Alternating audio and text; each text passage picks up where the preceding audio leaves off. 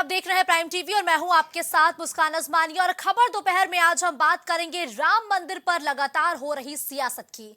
और आज ही का वो दिन है जब राम मंदिर की प्राण प्रतिष्ठा कार्यक्रम से पहले सभी धार्मिक अनुष्ठानों की शुरुआत हो जाएगी, जिसके लिए लगातार साधु संतों का अयोध्या पहुंचना शुरू हो चुका है।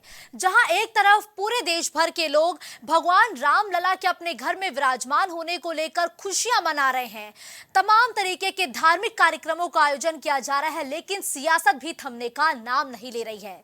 सियासत अपने चरम पर पहुंच चुकी है। लगातार विपक्षी दल बीजेपी और आरएसएस पर यह आरोप लगाते हैं कि 2024 से पहले इस मुद्दे को एजेंडा बनाने का काम बीजेपी कर रही है और हिंदुओं की आस्था से खेलने का काम बीजेपी कर रही है। बीते दिनों जब कांग्रेस अयोध्या पहुंची तो कांग्रेस की तरफ से एक साफ तौर पर संदेश दिया गया कि वो भी राम के बहुत बड़े भक्त हैं, हनुमान जी के बहुत बड़े भक्त हैं और वो जब चाहे अयोध्या आएंगे, उन्हें कोई रोक नहीं पाएगा। लेकिन जब उनसे ये पूछा गया कि आखिर जब वो आज अयोध्या आ सकते हैं तो वो प्राण प्रतिष्ठा के दौरान अयोध्या आने से क्यों कतरा रहे हैं, तो साफ तौर पर बीजेपी के नेताओं पर हमलावर नजर होते हुए कांग्रेस के नेता ये कहते हुए नजर आते हैं कि जो मंदिर है वो आधा अधूरा बनाया गया है और आधा अधूरे मंदिर को बीजेपी जनता को सौंप रही है ताकि वो 2024 से पहले इससे चुनावी लाभ ले सके। और कांग्रेस का तमाम जो नेता है, जो तमाम दिग्गज कार्यकर्ता है, वो इस प्राण प्रतिष्ठा कार्यक्रम में नहीं जाएंगे क्योंकि आधे अधूरे मंदिर को जनता को सौंपा जा रहा है, जो कि सनातन धर्म के खिलाफ है। तो वहीं दूसरी तरफ जो तमाम साधु संत है वो ये कह रहे हैं कि ऐसी कोई भी बात सनातन में नहीं कही गई है जिसकी आड़ में कांग्रेस लगातार सियासत कर रही है। कांग्रेस ये भली भांति जान चुकी है कि बिना राम के नाम के उनका बेड़ा पार नहीं होने वाला है। भले ही दिग्गज नेता प्राण प्रतिष्ठा में आने से पूरी तरीके से किनारा कर चुके हैं, लेकिन यूपी के कांग्रेस के दिग्गज नेता ये जान चुके हैं कि ये एक बड़ा मुद्दा बनने वाला है और इस कार्यक्रम को बीजेपी जन जन तक पहुंचा रही है क्योंकि 500 सालों के लंबे इंतजार के बाद जब ये मौका आया है तो इसको जोड़ने का काम लगातार बीजेपी कर रही है और बीजेपी के कार्यकर्ता सक्रिय होकर लोगों के घर घर जा रहे हैं ताकि वो इस कार्यक्रम को एक बड़ा कार्यक्रम बना सके। और यही वजह है कि जब बीते दिनों कांग्रेस के नेता अयोध्या पहुंचे तो उन्होंने साफ तौर पर संदेश दिया कि वो भी भगवान राम के भक्त हैं और उनकी भी अयोध्या में आस्था है, भगवान राम में आस्था है। तो सीधे सीधे आला कमान भले ही इस बात को समझ ना पा रहा हो कि इस मुद्दे का महत्व क्या है, लेकिन यूपी के नेता समझ चुके हैं और यही वजह है कि कांग्रेस के दिग्गज नेता कल अयोध्या पहुंचे। और लाजमी है कि जब यह मुद्दा लगातार उभर रहा है तो ऐसे में आम आदमी पार्टी भी इससे पीछे नहीं रही। आम आदमी पार्टी की तरफ से यह ऐलान किया गया कि अब हर महीने के पहले मंगलवार को दिल्ली के सभी मंदिरों में पाठ किया जाएगा, सुंदरकांड का पाठ किया जाएगा। और चूंकि आज इस महीने का दूसरा मंगलवार है, पहला मंगलवार निकल चुका है, तो आज अरविंद केजरीवाल खुद मंदिर में सुंदरकांड का पाठ करते हुए नजर आए। तो साफ तौर पर कहा जा रहा है कि बीजेपी ने जो एक बेंचमार्क सेट किया था कि पूरे देश को राममय करेंगे, वो काम लगातार विपक्षी दल भी कर रहे हैं। लेकिन विपक्षी दल बयान कितने भी दे ले, लेकिन वो जानते हैं कि राम के नाम पर ही अब उनकी नैया पार होने वाली है। और यही वजह है कि अब हर एक पार्टी ने राम का सहारा लेकर आगे बढ़ना शुरू कर दिया है। अब भगवान राम के बाद राजनीति में भगवान हनुमान भी आ चुके हैं और साफ तौर पर अगर मौजूदा परिस्थिति को देखें तो भगवान राम के बाद अब राजनीति का केंद्र हनुमान बन गए हैं। ऐसे में लगातार जिस तरीके से इस मसले पर सियासत हो रही है, क्या वाकई इस सियासत की जरूरत है? क्या लगातार जिस तरीके से तमाम विपक्षी दल इस मुद्दे पर बीजेपी पर हमलावर है, लेकिन क्या वाकई में विपक्षी दलों के पास इस पूरे मसले की काट है? क्योंकि लगातार बीजेपी इस मुद्दे को लेकर जनता के बीच पहुंच रही है और जनता का भरपूर समर्थन भी बीजेपी को मिल रहा है। तो वहीं दूसरी तरफ विपक्षी दल आज भी ये कहते हुए नजर आते हैं कि ये आरएसएस और बीजेपी का एक मुद्दा है जिसको चुनावी फायदे के लिए इस्तेमाल किया जा रहा है। आज इन्हीं बड़े सवालों पर हम बड़ी चर्चा करेंगे, जिसके लिए हमारे साथ बीजेपी नेता के तौर पर शशिकांत तिवारी जी जुड़ चुके हैं, नेता सपा के तौर पर आरपी राजन जी जुड़ चुके हैं, वही वरिष्ठ पत्रकार के तौर पर अशोक मिश्रा जी इस चर्चा में हमारे साथ जुड़े हैं। आप सभी मेहमानों का प्राइम टीवी पर बहुत बहुत स्वागत करूंगी और चर्चा की शुरुआत सबसे पहले शशिकांत तिवारी जी से करते हुए। शशिकांत तिवारी जी, जब बीते दिनों तमाम कांग्रेस के नेता और कार्यकर्ता अयोध्या पहुंचे तो उन्होंने साफ तौर पर कहा हमारी राम में आस्था है और आस्था होने की वजह से ही आज हम यहाँ पर अयोध्या में मौजूद है, लेकिन हम प्राण प्रतिष्ठा में नहीं जाएंगे क्योंकि बीजेपी आरएसएस इसको चुनावी मुद्दा बना रही है। देखिए, कांग्रेस की तो कभी भी रामलला में आस्था नहीं रही है। ये वही कांग्रेस है जिन्होंने सुप्रीम कोर्ट में हलफनामा में दिया था कि राम काल्पनिक है। तो ये लोग तो आज से नहीं, कई वर्षों से, कई दशकों से राम को काल्पनिक बता रहे हैं। और रामलला के इस भव्य मंदिर के प्राण प्रतिष्ठा के आयोजन में इन्होंने अस्वीकार करके, लिखित रूप से अस्वीकार करके निमंत्रण को इन्होंने बता दिया कि रामलला में कोई आस्था नहीं है। अब ये सरजू नहा रहे हैं और जा रहे हैं, टहल रहे हैं। ये लोग माहौल देख रहे हैं कि कब कैसे काल्पनिक बताने की कवायद कर रहे हैं। ये इनका जा करके अयोध्या में सरजू नहाना भी, वहां कुछ ढूंढ रहे हैं कि कैसे काल्पनिक बताने की ये परंपरा को आगे बढ़ाएं। हाँ, ये जरूर है कि जिस प्रकार से देश के हिंदू एकजुट हुए हैं, हिंदुओं ने रामलला में अपनी आस्था दिखा करके आज राम मंदिर बन रहा है, तो राम मंदिर बनना और हिंदुओं का एकजुट होना, उसके ये लोग दबाव में जरूर हैं। इसलिए अयोध्या जाने की कवायद कर रहे हैं और ये दिखाने की कोशिश कर रहे हैं। हालांकि हमारा मानना है कि ये कुछ और भी ढूंढ सकते हैं वहां पे कि किस प्रकार राम जी को काल्पनिक बता सके। ये इनकी मंशा हो सकती है। बिल्कुल। आरपी राजन जी, क्या आप डर गए हैं इसीलिए आप लोग बार बार राम मंदिर जाने का बहाना ढूंढ रहे हैं क्या? मुस्कान जी, मंदिर, आस्था, पूजा, ये सब शास्त्रोक्त है कि ये निजी विषय है। और कौन दर्शन करेगा, कौन दर्शन नहीं करेगा, कौन जाएगा, कौन नहीं जाएगा, इसकी चिंता भारतीय जनता पार्टी को करने की नहीं है। जो जाएगा, जो नहीं जाएगा, भगवान की पूजा कौन करेगा, कौन नहीं करेगा, ये सबका व्यक्तिगत और निजी विषय होता है। तो इसमें किसी को चिंता करने की जरूरत नहीं है। भारतीय जनता पार्टी क्यों परेशान हो रही है? राजनीतिक विद्वेष तो भारतीय जनता फैलाना चाहती है, पार्टी फैलाना चाहती है। भारतीय जनता पार्टी उसका राजनीतिकरण करना चाहती है। हम तो पहले भी जैसे थे, आज भी वैसे ही हैं। हम तो समाज में आज जो उत्तर प्रदेश में या देश में सरकार जो कर रही है, जो स्थितियां हैं बेरोजगारी की, भ्रष्टाचार की, महंगाई की, उनको लेकर लगातार आवाज उठाते रहे हैं और उठाते रहेंगे। पूजा आस्था में फिर कह रहा हूँ निजी विषय है। ये तो शंकराचार्य जी भी कह रहे हैं। अच्छा, अगर कोई पार्टी नहीं जा रही है तो शंकराचार्य नहीं जा रहे हैं, तो उस पर क्या स्टैंड है भारतीय जनता पार्टी का? नहीं, आरपी राजन जी, शंकराचार्य की तरफ से बीते दिनों ही एक बयान आ चुका है कि वो क्यों नहीं जा रहे हैं। तो आप समझिए ना, क्यों नहीं जा रहे हैं उसका कारण उसकी कहीं चर्चा नहीं है मीडिया में। उसको लेकर के बीजेपी नहीं बोलना चाहती, ना उसको लेकर कोई बात करना चाहता है। और पहली चीज, दूसरी चीज, अगर आज मंदिर बन रहा है तो मंदिर कोर्ट के आदेश पर बन रहा है। उसमें भारतीय जनता पार्टी का श्रेय क्या है? भारतीय जनता पार्टी को श्रेय देने का काम तो मीडिया कर रही है। तो सारा खेल मीडिया का है। राजन जी सुनिए ना, अगर बीजेपी श्रेय ले रही है तो ये मौका तो आप लोग के पास भी था, आप श्रेय ले जाते। हमें देश के तमाम मुद्दों को, हमें चूंकि धर्म को राजनीतिकरण नहीं करना है। भारतीय जनता पार्टी धर्म का राजनीतिकरण करती है। अच्छा, आप बताइए मुस्कान जी, भाई धर्म में मेरी भी आस्था है, भगवान में मेरी भी आस्था है और करोड़ों लोगों की आस्था, लेकिन जो करोड़ों लोगों की जिनकी आस्था है, क्या उनको रोजगार नहीं चाहिए? क्या उनको भूख नहीं है? क्या उनको रोजी रोटी नहीं चाहिए? आज जो देश में जो मूलभूत मुद्दे हैं उनको भटकाने के लिए लगातार महीनों से सिर्फ और सिर्फ भारतीय जनता पार्टी धर्म की आड़ में जाने का प्रयास कर रही है। ये जब महंगाई पर सवाल करो तो जवाब नहीं देंगे, बेरोजगारी पर सवाल करो तो जवाब नहीं देंगे, भ्रष्टाचार पर सवाल करो तो जवाब नहीं देंगे। इनके पास कोई जवाब है नहीं, तो सीधे मंदिर चलो। तो ये मंदिर चलने वाली राह, जो जनता भूखी है, प्यासी है, आज सरकार खुद कहती है, मैं नहीं कह रहा हूं मुस्कान जी, सरकार के सरकारी आंकड़े हैं कि देश में 82 करोड़ लोगों को जो है 5 किलो राशन देने पर दिया जा रहा है। तो देश के जो 82 करोड़ लोग 5 किलो राशन पर निर्भर हैं, क्या उनको रोजगार नहीं चाहिए? वो केवल सरकार के राशन पर ही उनकी जिंदगी बीतती रहेगी? उनके बच्चे पढ़ना लिखना नहीं चाहते, उनको शिक्षा नहीं चाहिए, उनको रोजगार नहीं चाहिए, तो उनको अच्छे कपड़े नहीं चाहिए? वो समाज, चूंकि ये इन्होंने क्या किया, निजीकरण लाए। ये ओबीसी एससी का आरक्षण खाने का काम किया इन्होंने, इसीलिए निजीकरण लाए। आज जो अग्निवीर योजना है, चूंकि ओबीसी एससी का बेटा जो पढ़ लिख करके सेना में चला जाता था, उसका स्तर ऊंचा हो जाता था, वो समाज में स्थापित हो जाता था, उसको कमजोर करने का काम भारतीय जनता पार्टी आज कर रही है। इसलिए अग्निवीर योजना लेकर के आए। आप बताइए, अग्निवीर योजना ला करके युवाओं को बर्बाद करने का काम किया कि नहीं किया? निजीकरण ला करके जो है आरक्षण को खत्म करने का काम किया कि नहीं किया, उस देश की 52%। और लेकिन इस बार देश की जो है बहुजन इस बार इनको हराने का काम करेगा, समेट कर रख देगा। मुस्कान ठीक जी, है शशिकांत तिवारी जी, साफ तौर पर आरोप है आप पे कि आपने धर्म की आड़ में जो जनता से जुड़े मुद्दे हैं उसको दबाने का काम किया है इन बीते 9.5 सालों में।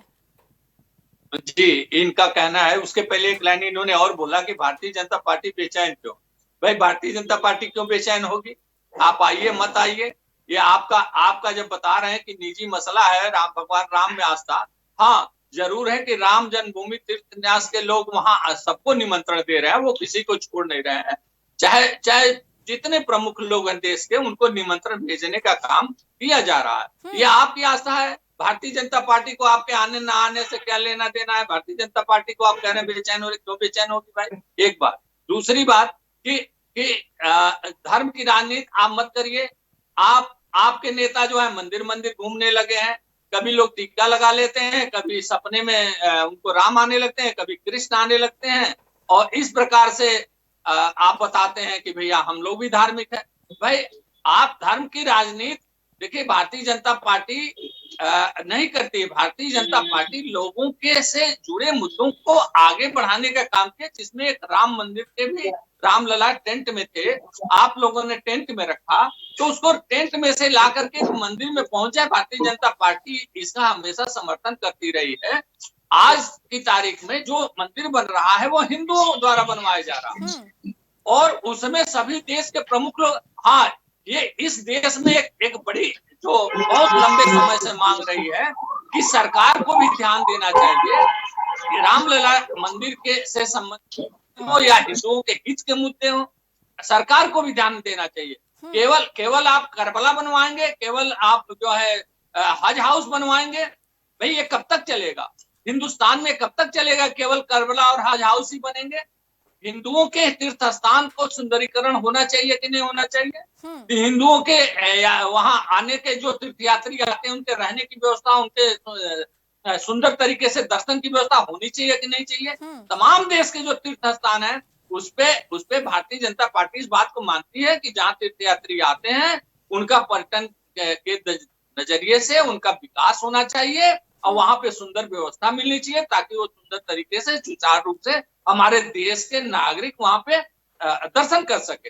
ठीक है, बिल्कुल ठीक है। इसमें अगर आपको आपके जवाब लेते हैं आरपी राजन जी, 10 सेकंड में बातों को पूरा करिए, और भी मेहमान हमारे इंतजार कर रहे हैं जी।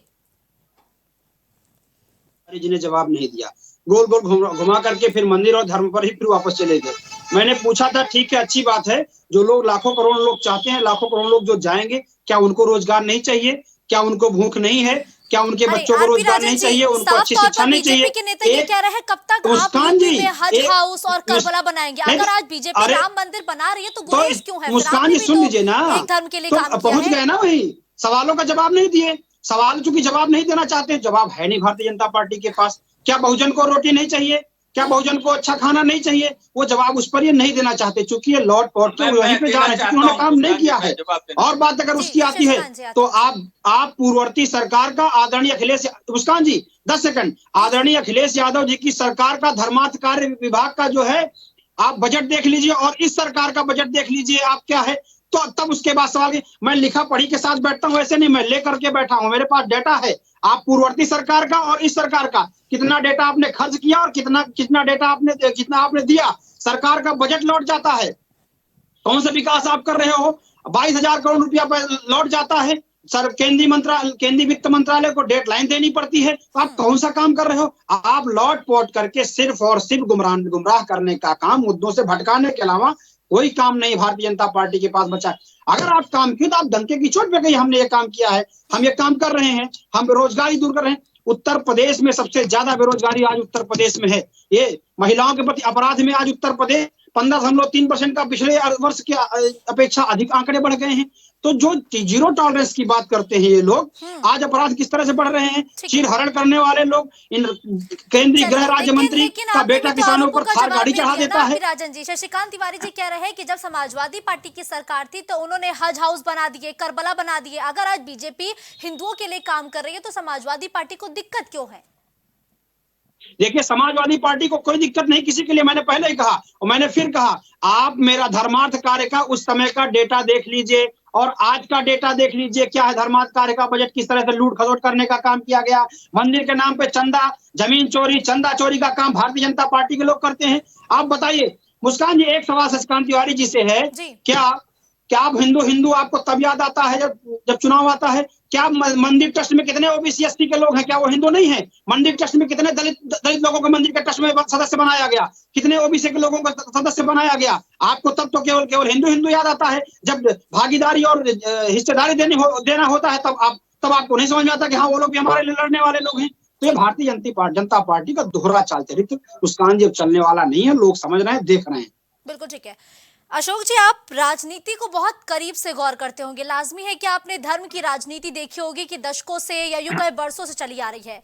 लेकिन जिस तरीके से लगातार विपक्षी दल ये कह रहे हैं कि बीजेपी जो है वो भगवान राम के नाम पर अपना चुनावी नैरेटिव सेट कर रही है, तो क्या बीते दिनों जो आम आदमी पार्टी की तरफ से सुंदरकांड के लिए अपील की गई है और जिस तरीके से कांग्रेस के तमाम दिग्गज नेता कल पहले हनुमानगढ़ी पहुंचे, क्या अगर विपक्षी दल ये आरोप लगाते हैं बीजेपी पर, तो क्या हनुमान राम को लेकर एक नैरेटिव सेट करने का कोशिश कांग्रेस भी कर रही है या तमाम दल और भी कर रहे हैं क्या? देखिए, इससे पहले भी एक दिन डिबेट में मैंने कहा था ये बात कि धर्म की बात आएगी तो बीजेपी को आप बहुत आगे हैं इन लोगों से जी। उसमें आप किसी तरीके से इन लोगों को आना ही नहीं चाहिए। अगर ये लोग भी उसी तरीके से करते हैं तो इनको तो नुकसान हो जाएगा। दूसरी चीज कि धर्म के बिना राजनीति संभव नहीं है इंडिया में। आप समझिए, जब अगर बीजेपी हिंदू की बात नहीं करेगी तो कोई मुसलमान समाजवादी पार्टी और कांग्रेस के साथ क्यों जाएगा? तो लाभ तो कहीं ना कहीं धर्म का इन लोगों को भी होता है, तो उससे कोई बचा नहीं है। आप ये नहीं कह सकते, धर्म और राजनीति को अब अलग नहीं कर सकते आप, क्योंकि चीजें बहुत आगे निकल चुकी हैं। अब इसको बदलने में बहुत समय लगने वाला है मुस्कान जी। और धर्म कभी भी राजनीति से अलग नहीं था और न रहेगा, बल्कि हमेशा धर्म की वजह से ही राजनीति रही। और जो भी आप आज राजनीति में देखते हैं, यह धर्म हमारे जीवन का एक बहुत महत्वपूर्ण पहलू है, तो उसको हम नजरअंदाज करके नहीं चल सकते। एक बात। दूसरी बात कि अगर आप बीजेपी की पिच पे जाओगे तो फिर आप फंस जाओगे, अभी तो यही लग रहा है।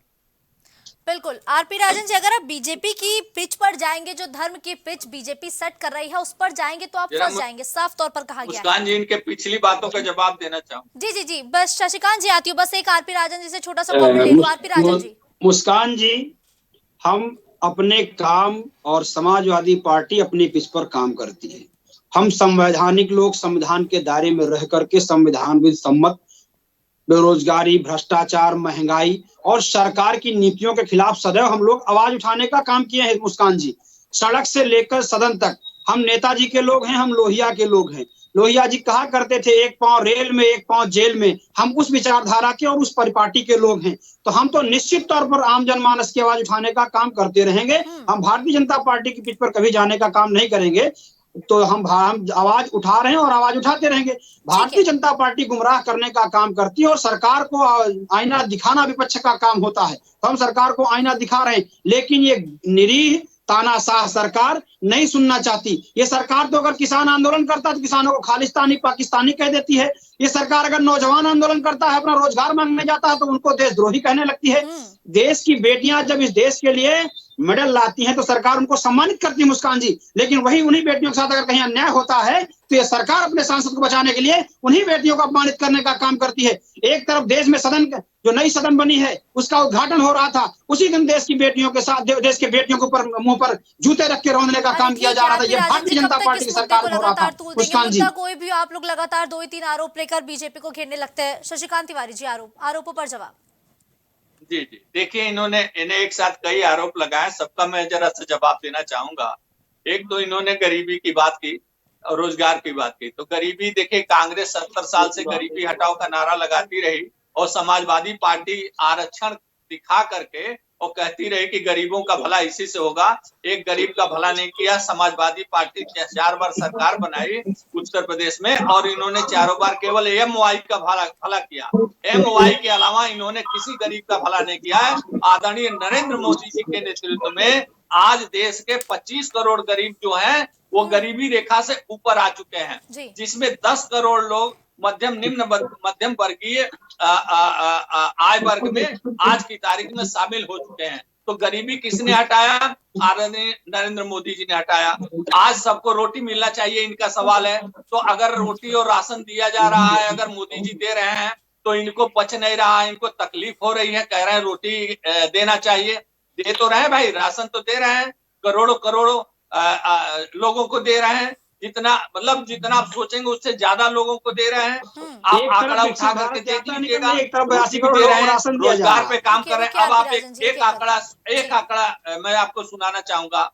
अब राम मंदिर जब बन जाएगा 23 जनवरी से 1 लाख लोग रोज आएंगे, जिसका अनुमान अधिक है। 1 लाख से अधिक लोग आएंगे। केवल 1 लाख ले लीजिए तो 365 लाख लोग एक साल में आएंगे अयोध्या में।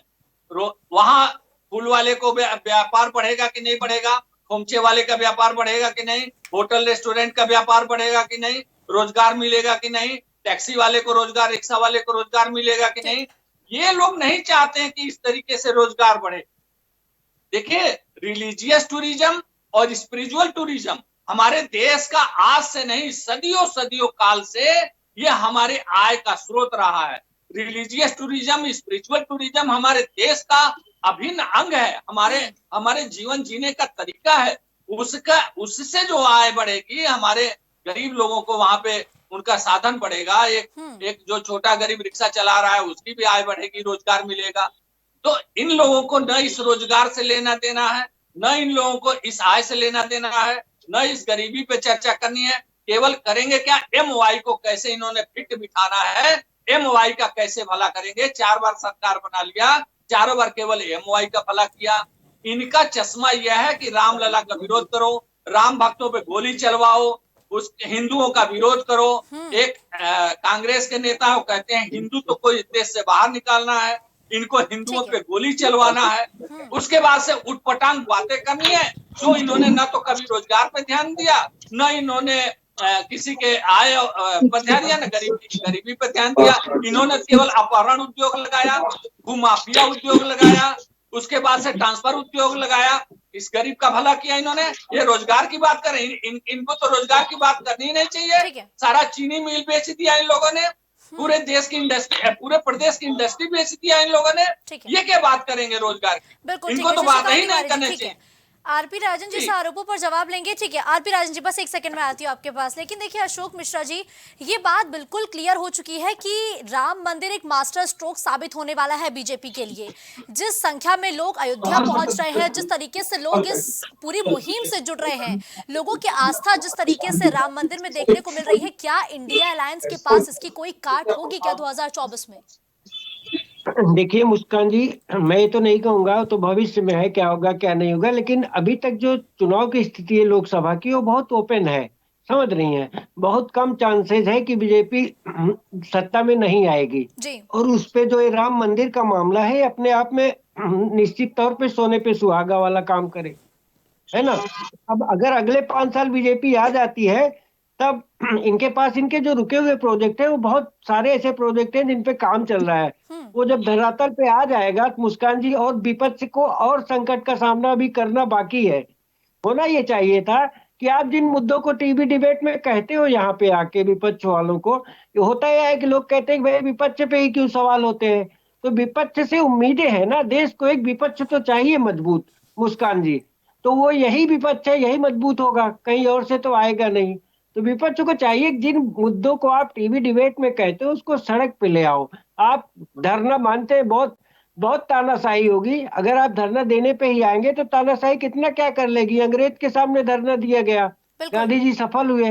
तो आप सड़क पे कहीं हो नहीं, संघर्ष आपका दिखता नहीं, या तो आप झूठ बोल रहे हो या जनता में दिक्कत नहीं है। अगर जनता में दिक्कत होती तो निश्चित तौर पे आपको समर्थन मिलता सड़क से लेके और जो है इलेक्शन तक में। वो होता दिख नहीं रहा है मुस्कान जी। तो इसलिए जो है विपक्षी लोगों को अभी अपना एजेंडा जनता के बीच में ही जाके जो कर पाएंगे। बाकी चीजें बहुत कम दिख रही हैं, बहुत कम स्पेस बचा है विपक्ष के लिए मुस्कान जी। ऊपर से लोग इकट्ठा नहीं है तो संकट है। इसको आप चाहे आपके पक्ष में जाए तो मानिए, ना पक्ष में जाए तो आप जो है स्वीकार कर सकते हैं, लेकिन जो एक पत्रकार के तौर पे मैं देख पाता हूँ यही है मुस्कान जी। आरपी राजन जी, संघर्ष बड़ा है, लड़ाई बड़ी है, इससे उभरने की स्ट्रैटेजी क्या है?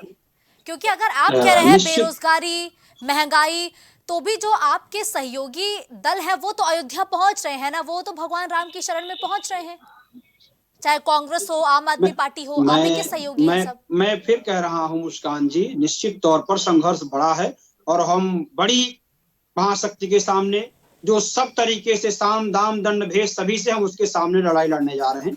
लेकिन हम जनता के बीच में हैं, जनता के मुद्दे उठाते हैं और उठाते रहेंगे। रही सवाल जाने की, तो वो मैंने फिर कहा मेरा निजी विषय है और शास्त्रोक्त है, निजी विषय है।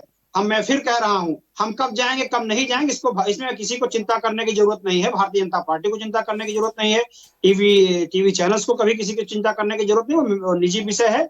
लेकिन हम जो आज लड़ाई लड़ रहे हैं, जनता के बीच में जा रहे हैं, जनता का समर्थन ले रहे हैं, जनता हमारे साथ है। और आने वाले समय में आप देखेंगे मुस्कान जी कि हम जनता के मुद्दों की आवाज उठा रहे हैं, तो जनता निश्चित तौर पर हमारे साथ आएगी।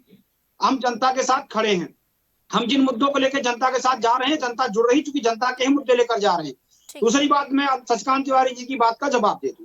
अभी आपने कहा अपहरण की बात, इसी उत्तर प्रदेश में माननीय मुख्यमंत्री जी के गृह जनपद में, गृह क्षेत्र में विकास गुप्ता जी जाते हैं गोरखपुर का विकास देखने, होटल के अंदर उनकी हत्या कर दी जाती है। वो कौन लोग थे, कौन लोग अपहरण करने वाले थे? जो लखीमपुर खीरी में पंचायत चुनाव में ब्लॉक प्रमुख की प्रत्याशी का वो भारतीय जनता पार्टी के पदाधिकारी थे, जिन लोगों ने चीरहरण किया था, महिला का निर्वस्त्र करने का काम किया था, जो लोग अपहरण करने का काम किए थे, वो भारतीय जनता पार्टी के पदाधिकारी थे। कहां चला गया था बाबा जी का बुलडोजर?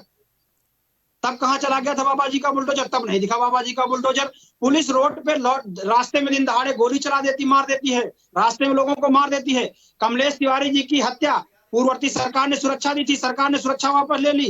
कमलेश तिवारी हिंदू पार्टी के राष्ट्रीय अध्यक्ष थे, उनकी हत्या इसी सरकार में हो जाती है। नहीं, देखिए ये हर डिबेट में मैं सुनती हूँ, और आपने अभी एक सवाल उठाया मीडिया पे कि मीडिया को दिक्कत क्यों है, आप मंदिर जा रहे हैं तो नहीं जा रहे। ये सवाल ना मैंने किया और ना कोई चैनल करता है कि आप कब जाएंगे कब नहीं जाएंगे। ये वाकई आपका निजी मसला है, आपकी आस्था कितनी है, आप कब जाएंगे और कब नहीं जाएंगे। साथ चलाना चाह रहे हैं लेकिन शशिकांत जी, क्या आपको तकलीफ हो रही है? जो मीडिया जिस तरीके क्या से, आपको परेशानी हो रही है कि सब समाजवादी पार्टी नहीं जा रही है? मैंने पहले ही कहा था, बौखलाहट है क्या आप में शशिकांत जी? मैंने आपके लिए नहीं कहा, मैं फिर कह रहा हूँ, जो चैनल जिस तरह से मीडिया को दिखाने का, भाजपा को श्रेय दिखाने का काम कर रहे हैं, क्या चैनल को नहीं पता है इस देश में 20 संबत माननीय सर्वोच्च न्यायालय माननीय सर्वोच्च न्यायालय ने आदेश दिया है, सर्वोच्च न्यायालय के आदेश पर अगर मंदिर बनता है तो भाजपा कौन सा श्रेय? भाई मैं तो पहले ही कह रहा हूँ ना, मैंने पहले कहा और फिर कह रहा हूँ, तो ये श्रेय तो मीडिया दिखाने का काम कर रही है। और मैं फिर कह रहा हूँ, जब हम जाएंगे तो आपको सबको पता चल जाएगा, हम जहाँ जाएंगे वो आपको पता चल जाएगा, आप देखेंगे। पत्रकार हैं, आपका कैमरा है, आपके कैमरे के सामने आ जाएगा, उसमें किसी को छटपटाने की जरूरत नहीं है मुस्कान जी।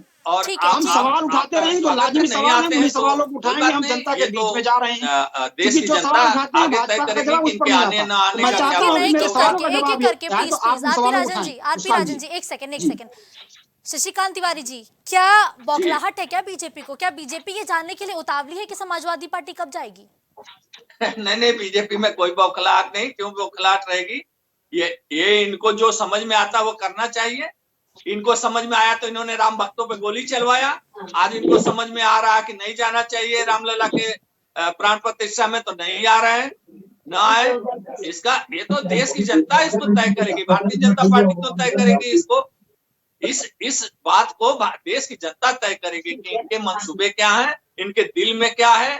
ये इनको रामलला के प्रति कितनी श्रद्धा है, हिंदुओं के प्रति कितनी इनकी आस्था है, ये इसके बाद जनता तय करेगी। ये लोग पॉलिटिकल पार्टी हैं, पॉलिटिकल पार्टियों का जो भी भविष्य तय करती है जनता तय करती है।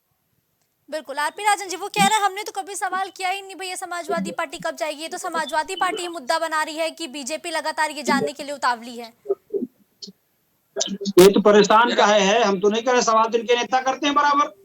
आज शशिकांत तिवारी जी नहीं कर रहे हैं। अरे अपने नेताओं का बयान तो देख ले कि कौन कह रहा है। इनके नेता कहते हैं, शशिकांत तिवारी जी अपने नेताओं के तो बयान देख ले। आप जिस पार्टी का पक्ष रख रहे हैं, आपके नेता किस तरह छटपटाहट में बयान देते हैं, अपने नेताओं के बयान आप देखिए, आपके नेता क्या कहते हैं।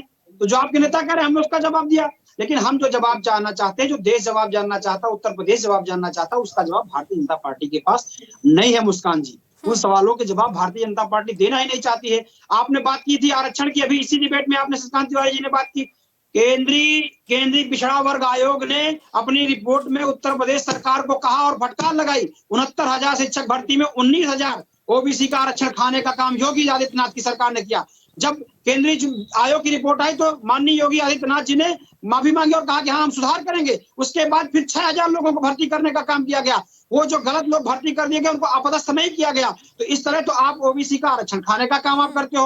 आपकी सरकार को जब फटकार लगती है केंद्रीय एजेंसियों को तो आप कहते हो स्वीकार करेंगे, हम स्वीकार सुधार करेंगे, आप नहीं करते हो। तो आरक्षण तो घोटाला तो आप करने का काम कर रहे हो। आपने किया कि नहीं किया? इस 69,000 शिक्षक भर्ती में आपने किया कि नहीं किया? आप निजीकरण करके, मुस्कान जी आपके संज्ञान के लिए बता दूं, आपको जानकारी होगी, आदरणीय अशोक जी बैठे हुए हैं वरिष्ठ पत्रकार, उनको भी जानकारी होगी। इसी योगी सरकार ने उत्तर प्रदेश के 31 पॉलिटेक्निक कॉलेजों को निजीकरण कर दिया है। वो पॉलिटेक्निक कॉलेज जिनमें 10,000 फीस हुआ करती थी, एक फीस अगर किसी डिप्लोमा की 10,000 होती थी, निजीकरण करने के बाद पहला रुझान आ गया है। उन्होंने जब निजीकरण हुआ तो उसकी फीस 1 लाख हो गई उस डिप्लोमा की। आप बताइए, गरीब का बच्चा 10,000 में पढ़ सकता था, जिसके पास 1 लाख रुपया नहीं हो कोई पढ़ा पाएगा अपने बेटे को क्या? ये है निजीकरण का फायदा। ये निजीकरण का फायदा उठा रही भारतीय जनता पार्टी। ये निजीकरण करके गरीब को मारने का काम कर रही है। ये भारतीय जनता पार्टी की चाल चरित्र है। तो इस तरह की चीजें, उस पर कोई जवाब नहीं आएगा। बता देगा 31 पॉलिटेक्निक कॉलेजों को किया गया कि नहीं किया गया। पिछले वर्ष किया गया और इस वर्ष उनकी फीस 1 लाख हो गई, जो फीस 10,000 में थी। मैंने राजकीय पॉलिटेक्निक से मैंने मुस्कान जी एमओएम किया था। मैंने जब एमओएम किया था तो 8,000 रुपए फीस थी, और आज उसी पॉलिटेक्निक की जो 31 पॉलिटेक्निक कॉलेज हुए उनकी फीस 1 लाख हो गई। उसी एमओएम की मॉडर्न ऑफिस मैनेजमेंट की फीस 1 लाख रुपए हो गई। तो ये सरकार लूटने का काम नहीं चाहती कि गरीब जनता, गरीब लोग पढ़ें। ये सरकार इसीलिए गरीबों से शिक्षा का हक छीनना चाहती है, उनसे पढ़ाई का हक छीनना चाहती है, उनसे रोजगार का हक छीनना चाहती है, महंगाई बढ़ाने का हक सरकार बढ़ाती चली जा रही। तो ये सरकार नहीं चाहती है कि गरीब जो है पढ़ पाए, लिख पाए, आगे बढ़ पाए। इसीलिए सरकार राशन पर निर्भर रखना चाहती है। 82 करोड़ लोगों को राशन देकर के उनको जिंदा रखना चाहती है। ये नहीं चाहते कि उनको रोजगार मिले। क्या 82 करोड़ लोगों को रोजगार नहीं चाहिए? केवल 5 किलो राशन पे 1200 रुपए के सिलेंडर पे 5 किलो राशन पक पाएगा क्या? तैयार हो पाएगा? गैस सिलेंडर 1200 का है और 5 किलो राशन देके उसकी व्यवस्था क्या होगी? उसमें पकाने के लिए चाहिए तेल, चाहिए लकड़ी चाहिए, वो कहाँ से आएगा? तो महंगाई जिस तरह से बढ़ती जा रही है उससे जनता करा रही है। आने वाले 24 में हम इन्हीं मुद्दों के साथ बड़ी मजबूती से, बिल्कुल स्पष्ट है कि इस बार जो जनता है वो पूरी तरीके से राममय हो चुकी है और आपको इसके लिए एक कड़ा मुद्दा ढूंढना पड़ेगा जिसको लेके आप जनता के बीच। धन्यवाद आप सभी का हमारे साथ इस चर्चा में जुड़ने के लिए। तो देखिए 2024 का जो नैरेटिव है ना वो सेट हो चुका है।